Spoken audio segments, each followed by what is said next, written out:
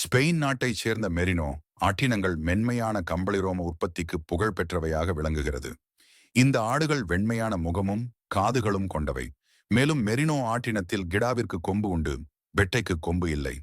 Marino ஆடுகளில் பெரும்பாலான ஆடுகளுக்கு உடலும் கால்களும் முழுவதுமாக ரோமங்களால் மூடப்பட்டிருக்கும் தோற்றத்துடன் காணப்படும்.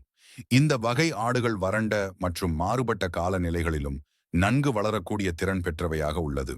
மற்ற ஆடு இனங்களை காட்டிலும் இந்த மெரினோ வகை ஆடுகளில் பெட்டை ஆடுகள் அதிக காலம் வாழக்கூடியது மற்றும் அதிக கம்பளி ரோமம் உற்பத்தி செய்யக்கூடிய திறன் பெற்றவையாக உள்ளது. விலங்குகளின் முடியினை கொண்டு உருவாக்கப்படும் நெசவு துணியினை கம்பளி என்கின்றனர். கம்பளியினால் செய்யப்பட்ட துணிகள் வெதுவெதுப்பாக இருப்பதால் இவை குளிர் நிறைந்த பகுதிகளில் பெரிதும் விரும்பி பயன்படுத்தப்படுகின்றன.